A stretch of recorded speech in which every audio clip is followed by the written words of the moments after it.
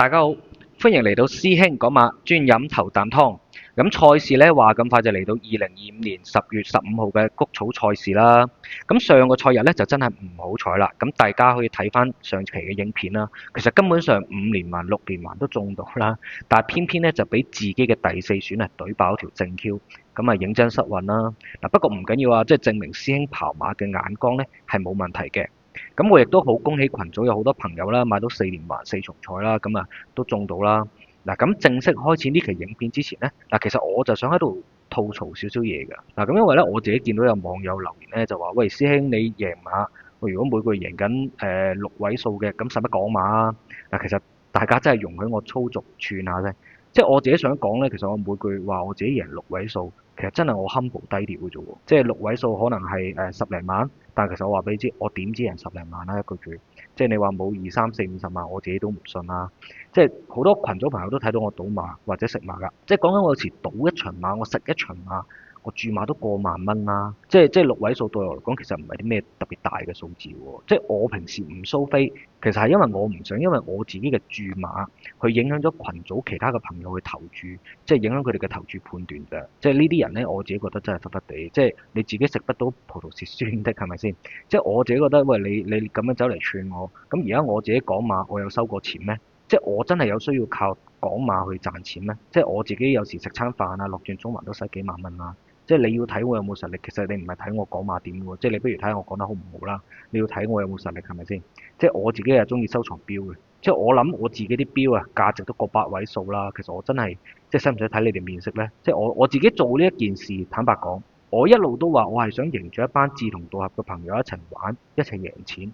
即係我自己個人比較斯文啦，我自己個人比較低調啦，但係我唔係你眼中嗰啲揩子喎。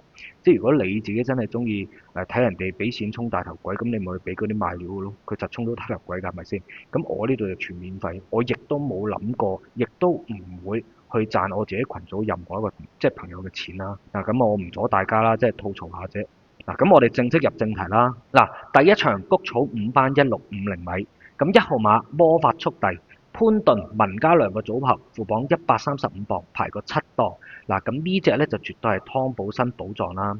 咁跑谷草1650米呢，上名率呢就接近一半嘅。咁生涯兩 win 呢，其實都喺呢個路程攞到㗎。咁你睇翻個前仗，仲要4班同程贏馬，咁我覺得佢絕對係路程專家啦。咁上季呢，就由黎超星馬房就轉到文家良馬房啦。咁雖然就一路咧都未交到頭馬，但係表現其實都相當穩定嘅。咁馬房唔使諗啦，一定恨交代，鬥志又唔使懷疑啦。咁值得留意係咩呢？你大家可以睇呢個操練表喎。冠軍騎師潘頓啊，竟然親自試3課大閘。咁你睇翻個每一課閘表現啦，其實最後一比落去咧都有唔錯嘅追勢㗎，表現其實都唔錯。嗱，咁今次呢，又係啦，落到5班作賽，咁無論評分啊、馬房心意啊，或者你睇翻騎師動態都話俾你知呢隻馬。唔使諗，一定係今場大熱門。咁加埋今場呢，我自己預計呢，其實同場應該係會有啲步速嘅。咁呢隻馬後追嘅跑法呢，亦都啱跑。咁我覺得今場呢隻馬絕對係馬膽之選啦。2號馬龍澤飛區，氣威森貴福特，副榜134磅，排個12檔。嗱，咁呢隻馬上場呢，轉倉初出，竟然可以變身贏馬，咁啊真係大巴大巴咁打落高東嚟度啦。其實你淨係睇佢上場表現啊，嗱，呢隻馬呢，一早就即刻催策上前，克服個14檔大外檔，咁結果一放到底，仲要輕勝對手3個馬位。嗱，其實贏落去呢，就絕對有說服力㗎啦。嗱，咁今次贏馬加分加磅啦，就足足加咗11磅，又唔好彩抽埋個大外檔。即係你問我有冇辦法複製上場喎？一出閘走前做單騎領放呢？嗱，我自己覺得佢今場真係未必做到。嗱，因為同場內檔咧都有幾隻可以放嘅馬啦。咁但係我自己睇翻佢上場嘅贏馬姿態，同埋騎師啦，你睇希威森贏馬之後，繼續一路都係捉住呢隻馬㗎，親自快操。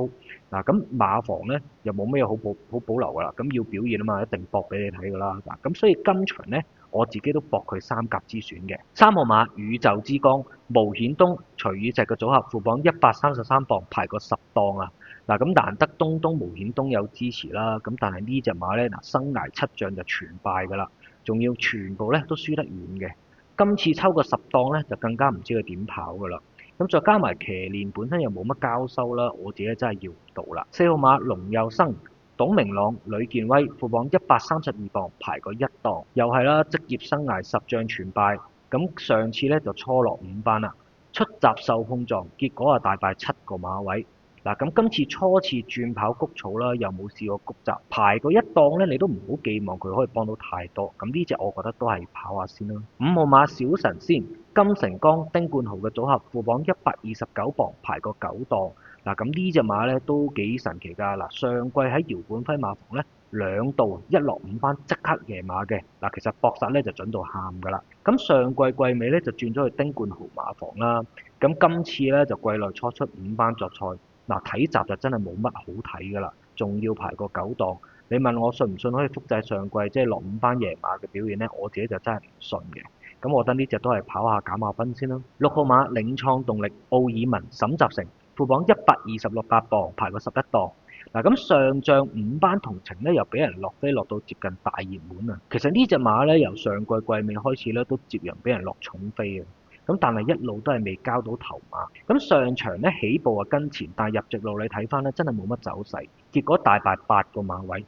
今次仲要唔好彩又抽個11檔，咁我自己覺得形勢就唔就㗎啦，我自己就要唔到啦。7號馬金得意，潘明輝賀賢嘅組合，副榜128磅，排過4檔啊！嗱，咁呢隻金得意咧，上季季尾表現咧一路都開始交得準㗎啦。嗱，咁終於咧就喺潘頓胯下贏馬開齋啦。嗱，咁今次季內初出啦，嚟睇集咧就真係好一般啦。兩課集你認真睇咧，其實個比落去都冇乜反應。咁雖然賀賢馬房咧最近連番都有手影啦，但同埋我都信嘅呢隻馬5班係有用嘅，但係我覺得佢就真係需要熱下身咯，熱下身先可以漸入佳境咯。我諗嗱，咁其實今場咧我最多都係4連環4重彩做下配腳嘅啫。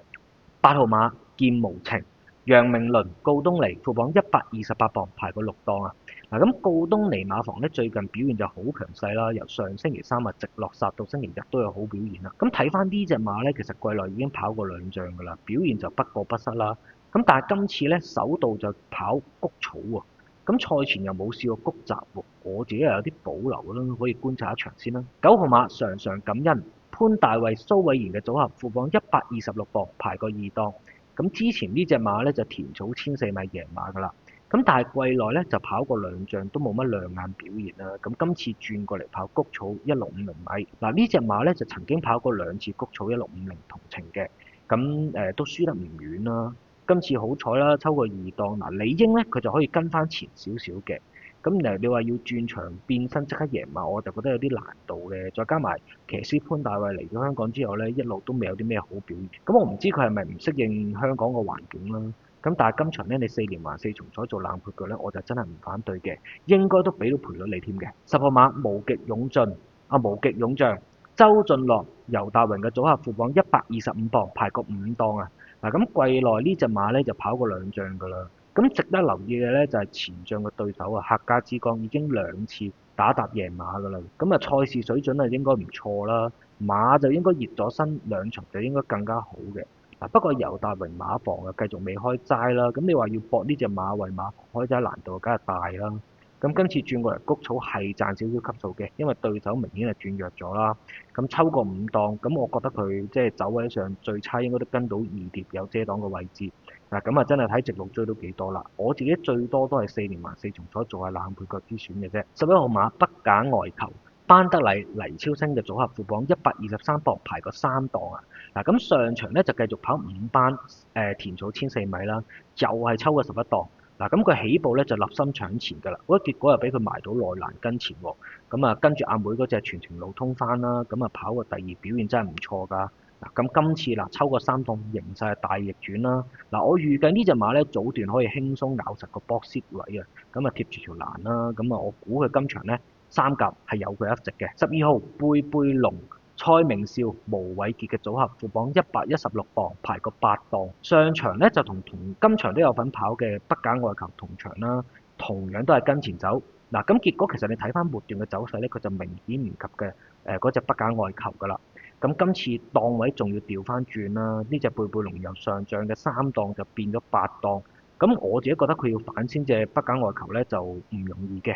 咁我最多佢今場都係我嘅第4選嘅啫。嗱，咁所以今場我自己嘅選擇咧就係1號魔法速遞、2號龍澤飛區、11號北架外球。咁嚟到影片嘅尾聲啦，我都係希望大家訂閱師兄呢個頻道啦，點讚、留言、分享呢條影片出去，咁亦都歡迎大家掃熒幕上面嘅 QR code 加入我哋免費群組一齊玩啦。嗱，咁最後師兄喺呢度祝大家贏多啲啦！